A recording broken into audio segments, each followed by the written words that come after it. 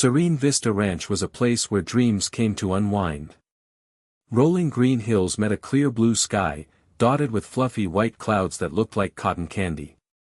The air smelled of fresh-cut grass and wildflowers. Little cabins, painted in cheerful colors, nestled among the trees, each with a porch swing just begging to be sat upon. It was a place where worries seemed to melt away like ice cream on a hot summer day. The Thompson family had been planning their reunion at Serene Vista Ranch for months. Grandma Rose, with her warm smile and even warmer hugs, had picked it out. She wanted a place where everyone could relax, laugh, and reconnect. It had been too long since they were all together. Excitement bubbled in 8-year-old Maya's tummy as their minivan turned onto the long, winding driveway leading to the ranch. Maya pressed her face against the window, pointing out cows grazing in the fields and horses trotting in the distance. Her older brother, David, pretended to be too cool to care, but Maya saw the corners of his mouth twitch upward in a smile. Inside the van, Mom hummed along to the radio, while Dad checked the directions one last time. They had packed the car with games, swimsuits, and enough barbecue supplies to feed an army. This wasn't just a vacation, it was a celebration of family, a chance to make memories that would last a lifetime. The other relatives were driving in from different states. Aunt Sarah and her kids, Uncle James and his new puppy, and of course, Grandma Rose, who was already there, waiting with open arms. As they pulled up to their cabin, Hummingbird Haven, Maya squealed with delight. It was even cuter than the pictures online. A bright yellow door welcomed them, and colorful flower pots lined the porch. This was going to be the best reunion ever. Little did they know, a storm cloud was brewing on the horizon, threatening to disrupt their peaceful gathering. But for now, all was right in the world at Serene Vista Ranch, a place that was about to be anything but serene. The minivan door slid open with a whoosh, and Maya practically leaped out, her energy buzzing like a hummingbird's wings. David followed, stretching his arms over his head, finally admitting that the drive wasn't so bad after all. Dad began unloading suitcases and boxes, while Mom pulled out her phone, eager to capture every moment. Soon, the aroma of Grandma Rose's famous apple pie wafted from the cabin, mingling with the scent of pine trees. Grandma Rose herself emerged, her silver hair shining in the sunlight, her arms outstretched. "My babies," she exclaimed, enveloping Maya and David in a giant hug. "I've missed you both so much." Aunt Sarah's car pulled up next, followed by Uncle James's pickup truck, with a tiny, fluffy puppy peeking out from the passenger seat. The reunion had officially begun. Laughter filled the air as cousins greeted each other, tumbling out of cars with backpacks and toys. The adults chatted and hugged, catching up on lost time, while the kids raced off to explore the ranch, their squeals echoing through the trees. Uncle James let the puppy, Patches, out of the truck, and Maya immediately fell in love. Patches, a ball of white fluff with floppy ears, wagged his tail furiously, showering Maya with puppy kisses. David, despite his attempts to maintain his cool demeanor, couldn't resist scratching Patches behind the ears. As the sun began to dip below the horizon, painting the sky in shades of orange and pink, the family gathered on the porch of Hummingbird Haven. Grandma Rose told stories about their ancestors, tales of bravery and resilience that made Maya and David feel proud to be part of such a strong family.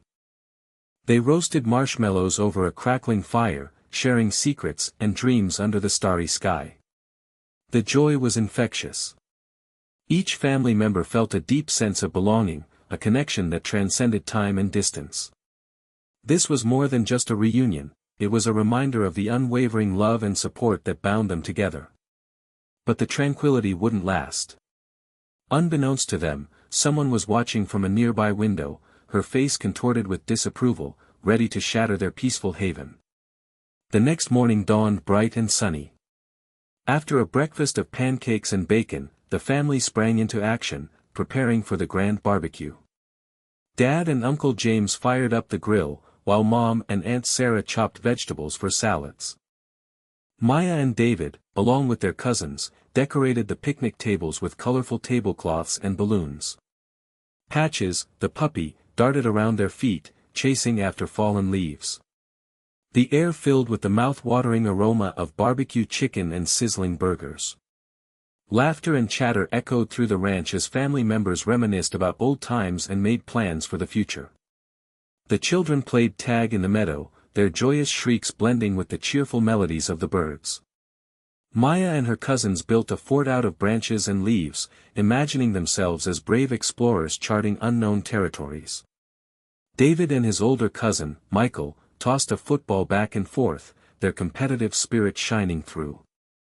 Grandma Rose sat on the porch swing, watching her family with a contented smile, her heart overflowing with love. As the barbecue got into full swing, the family gathered around the picnic tables, feasting on delicious food and sharing stories. They played silly games, sang songs, and danced to upbeat music. Even David, who usually preferred to stay glued to his phone, joined in the fun, his laughter ringing out loud and clear. From her pristine, white house a few cabins over, Mrs. Davison peered through her lace-curtained window.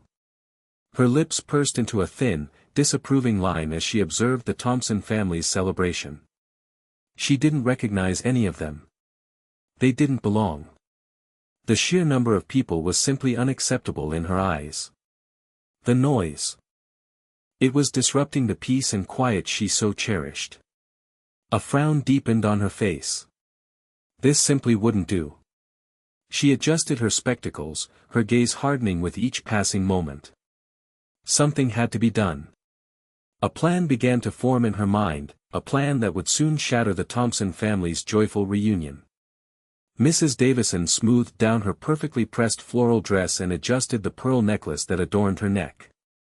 With a determined glint in her eyes, she marched out of her house and headed straight for Hummingbird Haven. Her heels clicked sharply on the paved path, each step filled with purpose. As she approached the Thompson family's cabin, she clutched her handbag tightly, her knuckles turning white. The music seemed even louder now, the laughter even more boisterous. She wrinkled her nose in distaste. Such unseemly behavior. The children, engrossed in a game of tag, didn't notice her at first. But as she drew closer, Maya spotted her and nudged David, her eyes wide with curiosity. The adults, too, paused in their conversations, sensing a change in the atmosphere. Mrs. Davison stopped at the edge of the Thompsons' picnic area, her posture stiff and unyielding. She cleared her throat loudly, demanding attention. "Excuse me," she announced, her voice sharp and authoritative. "I need to speak with whoever is in charge here." Grandma Rose, sensing the underlying tension, stepped forward, her gentle smile unwavering. "I'm Rose Thompson," she said calmly. "Is there something we can help you with?" Mrs. Davison's eyes narrowed as she scanned the group, taking in their skin color, their relaxed attire, their obvious joy. "I am Mrs. Davison," she stated, emphasizing her name with importance. "And I am a member of the Serene Vista Ranch Homeowners Association." She paused, letting the weight of her position sink in. "Well, Mrs. Davison," Grandma Rose replied politely, "welcome to our family reunion. We're having a wonderful time." "A reunion?" Mrs. Davison scoffed, her voice dripping with disdain. "It looks more like a circus. And I highly doubt you have permission to be here. This ranch has rules, you know. Rules about noise, about the number of guests, about—" She trailed off, her eyes darting around, searching for something, anything, to criticize. The storm had arrived. "Permission?" Grandma Rose repeated, her voice laced with surprise. "Of course, we have permission. We rented this cabin for the week." She gestured towards the Hummingbird Haven sign. "We have a rental agreement." "I'd like to see it," Mrs. Davison demanded, her arms crossed tightly over her chest. "I highly doubt this gathering is authorized." Her gaze swept over the family again, lingering on the children playing in the grass. "And the noise is simply unacceptable. This is a quiet community." Dad, usually a calm and collected man, stepped forward, his brow furrowed. "Ma'am, we're not disturbing anyone. We're just having a family reunion. We've been very respectful of the rules. Respectful? Mrs. Davison scoffed. This is hardly respectful. Look at the state of things. Balloons, music, all these, people. She paused, searching for the right words to express her disapproval. It's simply not in keeping with the standards of Serene Vista Ranch. Aunt Sarah, her patience wearing thin, chimed in. We have a right to be here, Mrs. Davison. We paid good money to rent this cabin. We're not breaking any laws. That remains to be seen, Mrs. Davison retorted, her voice dripping with suspicion. I'm not convinced you have the proper documentation. And even if you do, I'm sure you're violating some other rule. There's always something. She pulled a small notepad and pen from her handbag. Now, let me see that rental agreement. Grandma Rose sighed, her smile fading.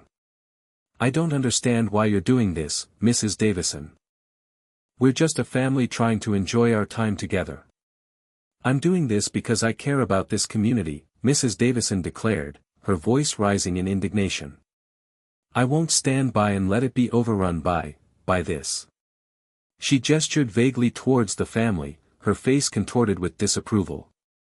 The barbecue, the laughter, the joy, it was all an affront to her carefully curated sense of order. The confrontation had begun, and Mrs. Davison was determined to win. Dad, trying to de-escalate the situation, retrieved the rental agreement from the cabin. He carefully unfolded it and presented it to Mrs. Davison. Here you go, ma'am. Everything is in order. As you can see, we have the cabin for the entire week. Mrs. Davison snatched the document from his hands, her eyes scanning it with a critical gaze. She mumbled to herself, pointing at various clauses with her pen. Yes, it seems you do have a rental agreement, she conceded grudgingly. But. She paused, a triumphant glint in her eyes. It says here that quiet hours are from 10 p.m. to 8 a.m. I'm sure you were making noise well before 8 this morning. We were just having breakfast, Mrs. Davison, Aunt Sarah explained, her voice tight with frustration. We weren't blasting music or anything. Mrs. Davison ignored her, her mind already racing to find another infraction. And what about the number of guests, she demanded. This agreement clearly states that you're only allowed a certain number of people per cabin. We're all family, Mrs. Davison, Grandma Rose interjected, her voice laced with weariness. We're not causing any trouble. That's not the point, Mrs. Davison snapped. Rules are rules. And they must be followed. She tapped the rental agreement with her pen. I highly doubt you declared every single one of these, individuals. Maya, who had been quietly observing the exchange, stepped forward, her voice trembling slightly. We're not doing anything wrong, she said. We just want to have fun with our family. Mrs. Davison glared at Maya, her expression unwavering. This isn't about fun, young lady. This is about maintaining order and upholding the standards of this community. She handed the rental agreement back to Dad, her face still contorted with disapproval. I'm not convinced you're being truthful. I'm going to have to look into this further. She turned to leave, but paused, adding one last, cutting remark. I have a feeling I'll find something. People like you always do. The tension hung heavy in the air, thicker than the smoke from the barbecue. The family's joy had been replaced by a sense of unease and injustice. They tried to explain, to reason, but Mrs. Davison's prejudice was a wall they couldn't break through. The storm was far from over. Mrs. Davison's final remark hung in the air like a dark cloud. The family stood in stunned silence, the joy of their reunion completely extinguished. Maya clung to her grandmother's leg, her eyes wide with fear. David clenched his fists, his face flushed with anger. That's enough, Dad said, his voice firm but controlled. We've shown you our rental agreement. We've answered your questions. We haven't done anything wrong. I think it's time for you to leave. Mrs. Davison, however, was far from finished. She puffed out her chest, her eyes blazing with righteous indignation. "I am not leaving," she declared. "This situation needs to be addressed immediately. And since you people refuse to cooperate, I'm going to have to take matters into my own hands." She reached into her handbag once again and pulled out her cell phone. "I'm calling the police," she announced, her voice trembling with a mixture of anger and self-importance. "You are trespassing on private property and causing a disturbance. I want you removed immediately." A gasp rippled through the family. Grandma Rose's face crumpled with disbelief. "Mrs. Davison, please don't do this," she pleaded. "This is a family reunion. We're not hurting anyone." But Mrs. Davison was already dialing, her finger jabbing at the numbers on her phone. "Yes, I need to report a disturbance," she said into the phone, her voice shrill and demanding. "There's a group of people trespassing on my property at Serene Vista Ranch. They're being loud and disruptive, and they refuse to leave. I want them removed immediately." She rattled off the address of Hummingbird Haven, her voice filled with contempt. "Yes, that's right. I want them arrested for trespassing. They're a menace to this community." She hung up the phone with a satisfied smirk, her eyes fixed on the Thompson family. "The police are on their way," she announced triumphantly. "You'll be gone soon enough." The air crackled with tension. The barbecue lay forgotten, the laughter silenced, the joy replaced by fear and uncertainty. Mrs. Davison's actions had escalated the situation to a terrifying new level. The police were coming, and the Thompson family had no idea what to expect. The storm had broken, and they were caught right in the middle of it.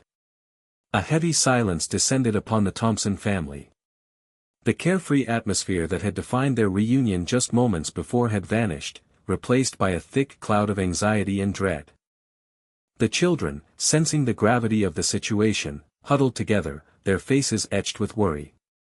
Grandma Rose, her hands trembling, sat down heavily on the porch swing, her eyes filled with a mixture of sadness and fear. She had lived through many difficult times in her life, but the thought of her family being mistreated or unfairly judged by the police filled her with a deep sense of unease. Dad paced back and forth, his brow furrowed with concern. He knew that encounters with law enforcement could be unpredictable, especially for black families.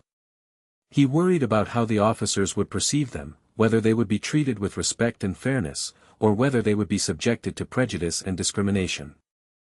Mom wrapped her arms around Maya and David, trying to reassure them that everything would be all right. But inside, she was just as scared as they were. She had seen too many stories on the news about innocent black people being wrongly accused and mistreated by the police. She prayed that this wouldn't happen to her family. Aunt Sarah and Uncle James exchanged worried glances. They knew that Mrs. Davison's accusations were baseless and unfair, but they also knew that perception could quickly become reality, especially when law enforcement was involved. They feared that their family's reunion would be ruined, their reputation tarnished, their sense of security shattered. The minutes ticked by slowly, each one feeling like an eternity. The family waited in tense anticipation, their eyes glued to the entrance of the ranch, dreading the arrival of the police. The joyous atmosphere of their reunion had been replaced by a suffocating sense of fear and uncertainty. They were a family simply trying to enjoy their time together, but now they were facing the possibility of being wrongly accused, unfairly judged, and potentially even arrested. The weight of Mrs. Davison's prejudice pressed down on them, threatening to crush their spirits. All they could do was wait and hope for the best, praying that justice would prevail and that their family would be treated with the respect and dignity they deserved. The distant wail of a siren sliced through the air, growing louder with each passing second. The sound sent a jolt of fear through the Thompson family, their hearts pounding in their chests. All eyes turned towards the entrance of the ranch, their bodies tense with anticipation. A black and white police car, its lights flashing ominously, slowly made its way down the winding driveway. The vehicle seemed to move in slow motion, each revolution of its tires ratcheting up the tension. The family stood frozen, their hopes and fears swirling within them. Maya squeezed her mother's hand tightly, her knuckles white. David stood beside his father, his jaw clenched, trying to appear brave despite the knot of anxiety in his stomach. Grandma Rose closed her eyes, whispering a silent prayer for protection and justice. The police car finally came to a stop in front of Hummingbird Haven. The engine idled, its rumble adding to the oppressive atmosphere. The silence that followed was deafening, broken only by the chirping of crickets in the nearby meadow. Every movement seemed magnified, every breath amplified. The family watched with bated breath as the driver's side door slowly opened. Their future seemed to hang in the balance, dependent on the actions of the person who was about to step out of the car. The arrival of the police car marked a turning point in their reunion, a moment of profound uncertainty and potential danger. They had come to Serene Vista Ranch seeking peace and relaxation, but they were now facing a situation that threatened to shatter their family and their sense of security. The weight of Mrs. Davison's prejudice had brought them to this point, and they could only hope that justice would prevail and that their family would be treated with fairness and respect. The next few moments would determine their fate. A tall figure emerged from the police car, his silhouette framed against the setting sun. He wore the crisp, blue uniform of a police officer, his badge glinting in the light. As he stepped further into view, the family gasped, a collective sigh of relief washing over them. It was Chief Williams. Chief Williams was a well-respected figure in their community, known for his fairness, integrity, and commitment to justice. He had always been a strong advocate for equality and understanding, and the Thompson family had known him for years through community events and local initiatives. From her window, Mrs. Davison watched with a smug expression, confident that the police would swiftly remove the trespassers from her peaceful community. She had no idea who the officer was, only that he was here to enforce the law, as she saw it. As Chief Williams approached, Grandma Rose stepped forward, her face lighting up with recognition. "Chief Williams," she exclaimed, her voice filled with relief. "What a surprise to see you here." Chief Williams smiled warmly, his eyes crinkling at the corners. "Rose Thompson," he replied, his voice booming with genuine pleasure. "It's good to see you too. What brings you out to Serene Vista Ranch?" Before Grandma Rose could answer, Mrs. Davison stormed out of her house, her face flushed with indignation. "Officer," she barked, her voice sharp and demanding. "I called about a group of people trespassing on this property. They're causing a disturbance and refusing to leave. I want them arrested immediately." Chief Williams turned to face Mrs. Davison, his expression unreadable. "Ma'am," he said calmly, "I'm aware of the situation.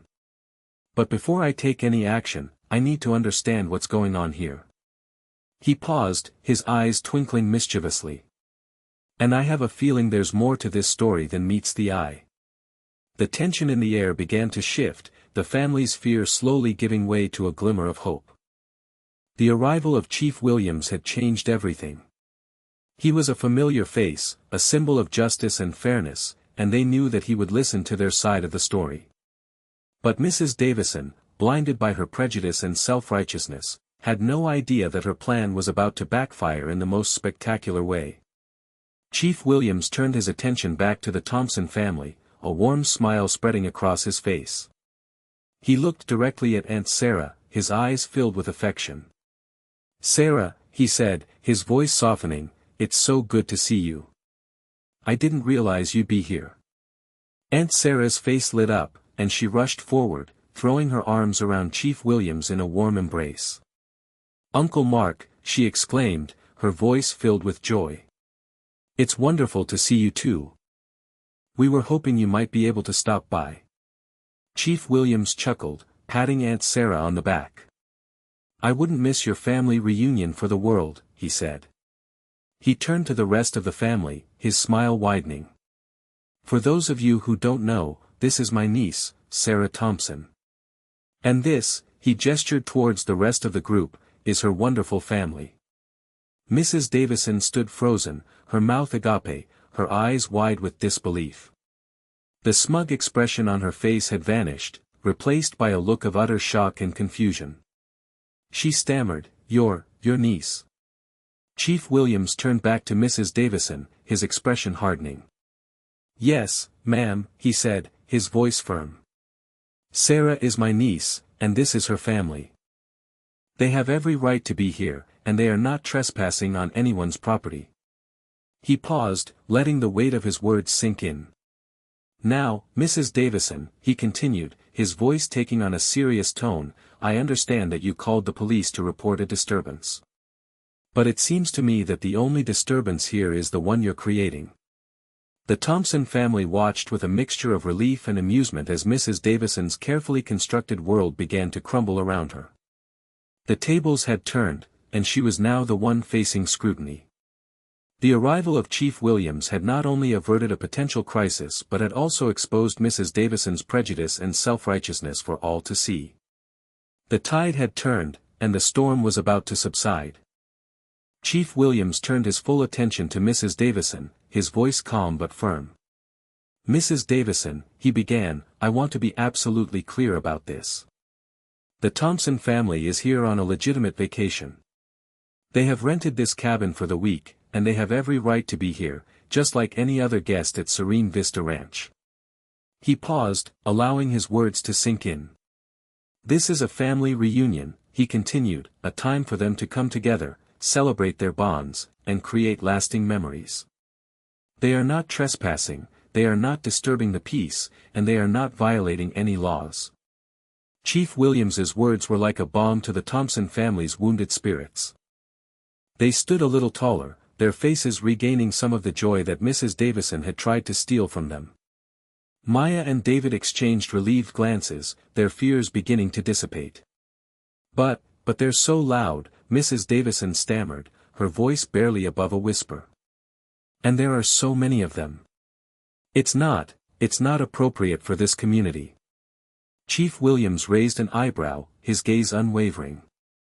"Mrs. Davison," he said, his voice laced with disapproval, "this community is built on the principles of respect, understanding, and inclusion. We welcome people from all walks of life, regardless of their background, their skin color, or the size of their family gatherings." He paused, his eyes scanning the Thompson family with warmth and affection. "The Thompson family is a valuable part of our community," he continued, "and they deserve to be treated with the same respect and dignity as anyone else." Chief Williams's explanation was a powerful rebuke to Mrs. Davison's prejudice and discrimination. He had not only clarified the Thompson family's right to be there but had also reaffirmed the values of inclusivity and respect that were essential to their community. The tide had turned decisively against Mrs. Davison, and she was now facing the consequences of her actions. The storm was finally beginning to break, and the sun was starting to peek through the clouds. Mrs. Davison, flustered and embarrassed, stumbled over her words, desperately trying to justify her actions. But I just wanted to make sure everything was in order," she stammered, her voice trembling slightly. "I'm just trying to protect the community." She wrung her hands nervously, avoiding eye contact with Chief Williams and the Thompson family. "It's not that I have anything against anyone," she continued, her voice laced with insincerity. "It's just that we have rules here, and we need to make sure everyone follows them." She paused, searching for the right words to salvage the situation. I just assumed, that they might not have had permission," she mumbled, her voice barely audible. "I didn't mean to cause any trouble." Despite her attempts to apologize and explain, her underlying prejudice was still evident in her tone and her choice of words. She couldn't quite bring herself to acknowledge the Thompson family as equals, as deserving of the same respect and consideration as anyone else. "I just wanted to make sure that everyone was safe and that the community was protected," she repeated, her voice sounding increasingly hollow. "That's all." Chief Williams listened patiently, his expression unwavering. He could see through her flimsy excuses, recognizing the prejudice that had motivated her actions. He knew that Mrs. Davison's apology was not genuine, that she was simply trying to avoid the consequences of her behavior. The Thompson family watched in silence, their faces reflecting a mixture of disappointment and resignation. They had hoped that Mrs. Davison would show some remorse, some understanding, but it was clear that her prejudice was too deeply ingrained. Despite her defensiveness and her feeble attempts to justify her actions, Mrs. Davison's prejudice had been exposed for all to see.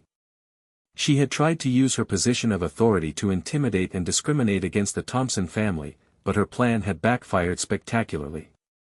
The storm had passed, and the sun was shining brightly on the Thompson family, while Mrs. Davison was left to face the consequences of her own actions.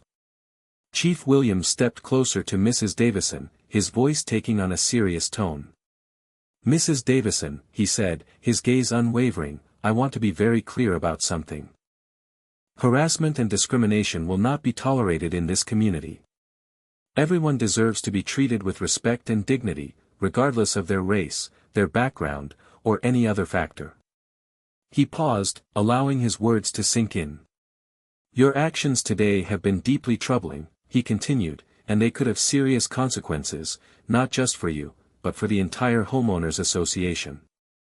Chief Williams explained that the HOA had a responsibility to ensure that all residents and guests were treated fairly and equitably.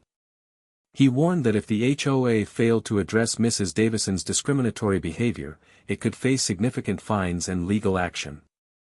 Furthermore, he added, his voice firm, if it is determined that members of the HOA board were aware of or condoned Mrs. Davison's actions, they could face removal from their positions. Chief Williams's warning was a stark reminder of the seriousness of the situation. He had made it clear that prejudice and discrimination would not be tolerated, and that those who engaged in such behavior would be held accountable. The Thompson family listened with a sense of satisfaction and vindication. They had been unfairly targeted and mistreated, but now justice was being served. They knew that Chief Williams's warning would send a strong message to the entire community, that prejudice and discrimination would not be tolerated in Serene Vista Ranch. Mrs. Davison's face paled as she realized the gravity of the situation. She had thought she was simply enforcing the rules, but she had inadvertently put the entire HOA at risk. The weight of her actions pressed down on her, and she began to understand the full extent of her mistake. The tide had turned decisively against her, and she was now facing the consequences of her prejudice and discrimination. The storm had finally cleared, and the sun was shining brightly on the Thompson family, while Mrs. Davison was left to grapple with the fallout from her actions. The color drained from Mrs. Davison's face as she realized the full extent of her misjudgment. The weight of Chief Williams's words, combined with the knowing stares of the Thompson family, was almost too much to bear. She felt a wave of humiliation wash over her, her carefully constructed facade of respectability crumbling before her eyes. Without a word, she turned and hurried back towards her house, her head. With Mrs. Davison gone, a collective sigh of relief swept through the Thompson family. The tension that had gripped them for so long finally began to dissipate, replaced by a sense of gratitude and overwhelming relief. Grandma Rose stepped forward, her eyes shining with tears of thankfulness. "Chief Williams," she said, her voice filled with emotion, "thank you. Thank you for everything. You have no idea what this means to us." Dad shook Chief Williams's hand firmly, his heart overflowing with gratitude. "We appreciate you coming out here and setting things straight," he said. "You stood up for us when we needed it most, and we'll never forget that." Mom hugged Chief Williams tightly, her voice choked with emotion. "Thank you for protecting my family," she whispered. "I don't know what we would have done without you." Maya and David, their faces beaming with joy, rushed to Chief Williams and gave him a big hug. "Thank you, Uncle Mark," they exclaimed, their voices filled with affection. Chief Williams smiled warmly, his heart touched by the family's outpouring of gratitude. "You're welcome," he said. "I'm just glad I could be here to help. You're a wonderful family, and you deserve to enjoy your reunion in peace." With Mrs. Davison's shadow finally lifted, the atmosphere began to shift from anxiety to celebration once more. The sun seemed to shine a little brighter, the birds sang a little louder, and the air felt a little lighter. The Thompson family had weathered the storm, and they had emerged stronger and more united than ever before. They had faced prejudice and discrimination, but they had also experienced the power of justice and the unwavering support of their community. The barbecue was reignited, the music was turned back on, and the laughter began to fill the air once more. The Thompson family was finally free to enjoy their reunion, to celebrate their bonds, and to create lasting memories that would be cherished for generations to come. The storm had passed, and the sun was shining brightly on Serene Vista Ranch. The delicious aroma of barbecue filled the air once more, mingling with the sweet scent of wildflowers. The Thompson family gathered around the picnic tables, their laughter echoing through the ranch. They were determined to make the most of their reunion, to reclaim the joy that Mrs. Davison had tried to steal from them. Dad flipped burgers on the grill, his face wreathed in smiles. Mom prepared a colorful salad, her heart filled with gratitude. Grandma Rose sat on the porch swing, watching her family with a contented smile, her eyes sparkling with love. The children, their faces radiant with happiness, resumed their games of tag in the meadow. They chased each other through the tall grass, their squeals of laughter blending with the cheerful melodies of the birds. But something had changed. They were no longer just carefree children, oblivious to the world around them. They had witnessed prejudice and discrimination firsthand, and they had learned a valuable lesson about the importance of standing up for what is right. Maya and David, in particular, had been deeply affected by the events of the day. They had seen their family. As the sun began to set, casting long shadows across the ranch, Chief Williams removed his uniform jacket, signaling that he was now off duty. He pulled up a chair, joining the Thompson family at the picnic table. "Mind if I stay for a little while?" he asked, his eyes twinkling. "I haven't had a good barbecue in ages." The Thompson family welcomed him with open arms, delighted to have him join their celebration. Chief Williams, now just Uncle Mark, shared stories and laughs with his family, regaling them with tales from his days as a police officer. He told them about the time he helped rescue a lost puppy, the time he mediated a dispute between neighbors, and the time he organized a community cleanup event. His stories were filled with humor, compassion, and a deep sense of commitment to serving others. Maya and David listened intently, their eyes wide with fascination. They were proud to have an uncle who was a police officer, a man who dedicated his life to protecting and serving his community. As the evening wore on, the Thompson family gathered around a crackling bonfire, roasting marshmallows and singing songs. Chief Williams joined in the fun, his voice blending with the others in perfect harmony. His presence at the reunion solidified the message of acceptance and community, sending a clear signal that the Thompson family was valued and respected, not just by him, but by the entire community. He wasn't just a police chief, he was family, and he was there to support them, to celebrate with them, and to stand up for them against prejudice and discrimination. The Thompson family's reunion had been disrupted, but it had also been strengthened by the events of the day. They had faced adversity, but they had also experienced the power of love, justice, and community. They knew that they could overcome any challenge as long as they stood together, united by their shared values and their unwavering commitment to each other. As the embers of the bonfire glowed softly, casting a warm light on the faces of the Thompson family, Grandma Rose shared a final thought. "You know," she said, her voice filled with wisdom, "what happened today reminds us that we can never be complacent. We have to always stand up to prejudice and discrimination, wherever we see it." She looked at Maya and David, her eyes filled with love and hope. "It's up to you, the next generation, to carry that torch, to create a world where everyone is treated with respect and dignity." The Thompson family knew that their reunion would be remembered not just for the laughter and the joy, but also for the lessons they had learned about justice, resilience, and the importance of standing together. They had faced adversity, but they had emerged stronger and more united than ever before. They also knew that the strength of their family bonds had been their greatest asset, their